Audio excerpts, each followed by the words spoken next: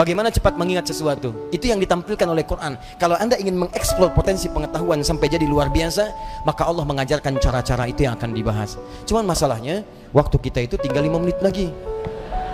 Itu masalahnya. Padahal saya ingin kasih contoh nih. Ini teorinya, ini contohnya, ini prakteknya. Hasilnya jadi begini. Ibnu Sina, Al-Kindi, Al-Farabi, Al-Ghazali, Al-Battani, ya, Ibnu Battuta dan sebagainya, saya turunkan. 5 menit cukup insya Allah? Cukup, baik. Baik, ini saya nggak bahas dulu ya, karena waktunya terbatas ya. Nanti saya bahas di malam Jumat insya Allah Al-Quran Sunnah Solution. Saya simpan di sini. Baik, silahkan Mas. Jazakallah khair. Semoga Allah muliakan antum. Satu, baik. Satu, cara cepatnya. Cara cepat ini Bapak Ibu bisa praktekkan kepada anak-anaknya nanti ya. Kita harus yakini karena ini Allah yang menginformasikan. Kita dikasih pengetahuan, kewajiban kita adalah memaksimalkan pengetahuan ini untuk mengoptimalkan fungsi kehidupan di dunia. Kita kan hidup di dunia butuh pengetahuan. Ya, bagaimana mengoptimalkannya? Ini saya percepat. Satu, yang standar dulu, standar.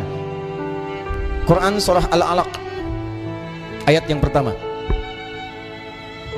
Iqra bismi rabbikal ladzi khalaq. Secara sederhana, baca diartikan belajar.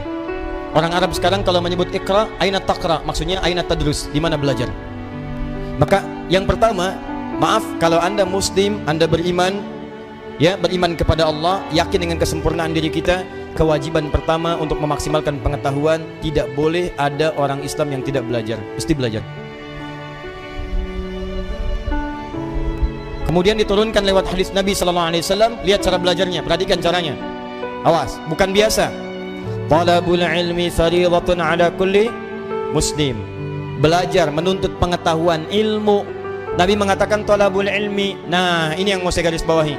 Ini kadang-kadang suka jarang diterangkan syarahnya secara mendetil. Al-ilmu, talabul ilmi, mencari ilmu. Apa artinya ilmu? Dalam istilah bahasa Arab, cuma ada dua pendekatan makna pada ilmu. Satu al-fahmu, kedua al-idrak. Al-ilmu huwa al-fahmu wal-idrak. Ini yang standar nih. Ilmu itu artinya paham, fahmu, paham. Yang kedua idrak, dijangkau dan dikuasai.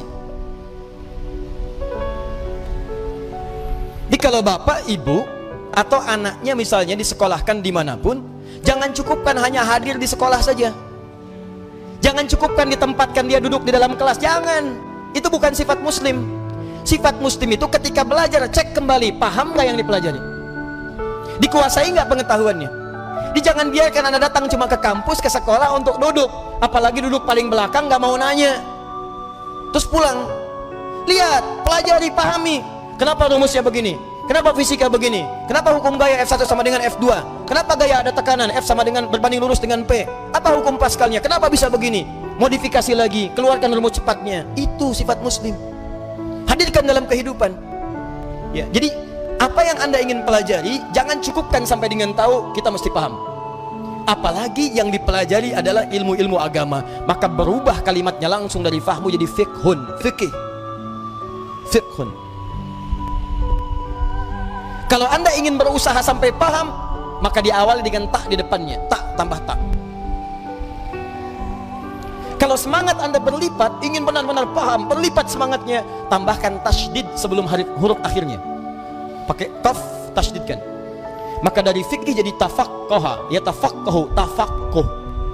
Muncul Quran surah ke-9 At-Taubah, ayat ke-122, paling kiri sebelah bawah di mushaf. Tafaqquh.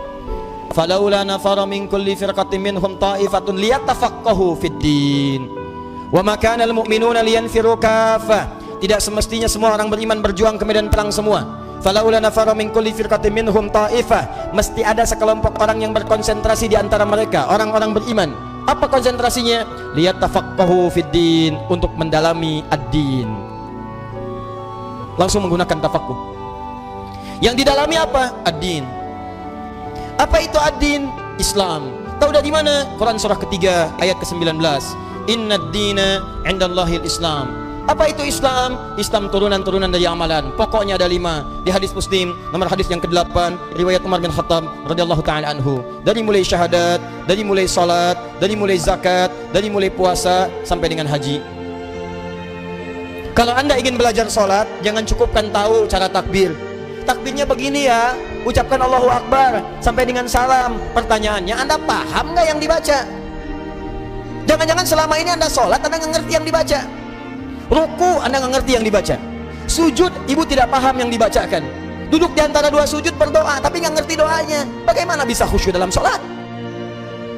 Bagaimana doa Anda bisa dikabulkan kalau Anda nggak ngerti yang dilakukan?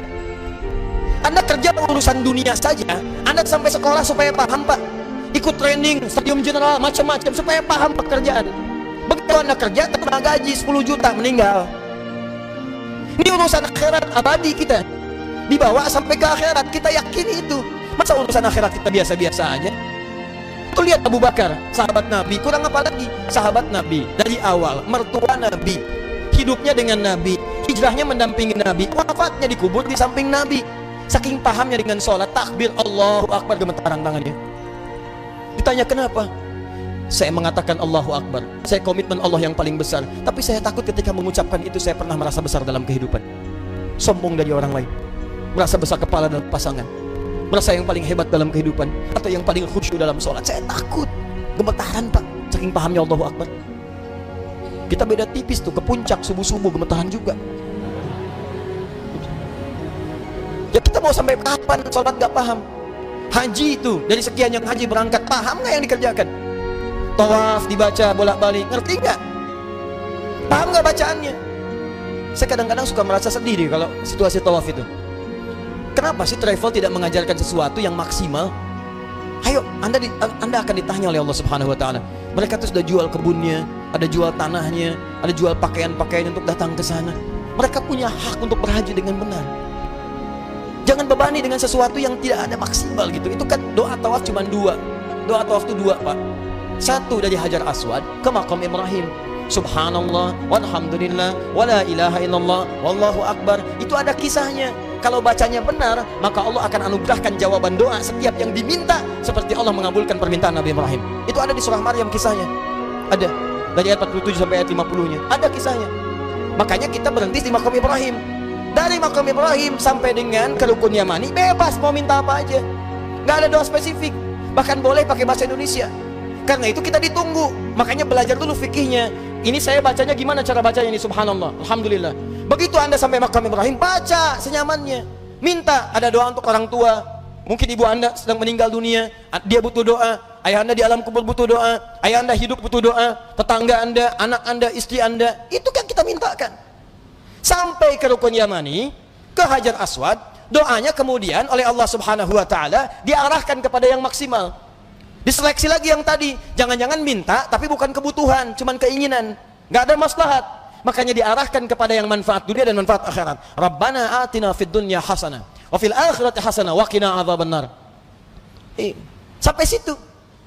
Jadi yang tadi Anda minta itu benar nggak urusan dunianya? Jangan-jangan minta tapi nggak maslahat dunia. Maka oleh Allah yang bagus dunianya diberikan, yang ada maslahat akhiratnya diberikan, yang kurang baik diganti dengan yang lebih baik. Begitu caranya. Kasihan kadang muter sampai lupa berapa putaran yang sudah dilalui. Ya, ada kisah hebat nih, saya sambil menutup sedikit. Tapi ini tidak harus ditiru caranya, tapi bagus sebetulnya contoh untuk kita. Ada anak muda Bu datang ke Ka'bah, dia belum nikah tuh, Sri Dodo sampai ke sana, sampai di Multazam, dia berdoa, bener, pakai bahasa dia ngerti. Coba mungkin caranya tidak harus seperti ini, ya. Ya Allah, hamba datang ke sini ya Allah untuk memohon kepadamu jodoh. Saya sudah berusaha sampai datang ke Ka'bah ini ya Allah, mohon kabulkan, berikan saya jodoh yang terbaik ya Allah. Tiba-tiba di sampingnya datang perempuan tinggi, putih, hidung mancung, langsung ditunjuk, kayak gini ya Allah. Kayak gini, si contoh. Tapi betul Bu, habis itu dia pulang, dia nikah, walaupun bukan dengan yang tadi. Dia nikah karena permintaan dia sesuai dengan apa yang dia butuhkan. Ya, kenapa kita nggak minta dengan bahasa kita? Ada yang lebih unik, datang dia ke situ, bawa catatan. Ya Allah, hamba datang kemari banyak hutang ya Allah. Engkau maha tahu dengan keadaan hamba, banyak hutangnya, tidak Anda sebutkan, engkau juga paham. Tapi kalau tidak percaya, ini catatannya. Tempelin. Ada. Yang mau saya katakan adalah teman-teman sekalian, ini al-ilmu wal fahmu wal idrak. Anak pulang dari sekolah datang ke rumah cek lagi, nak tadi belajar apa?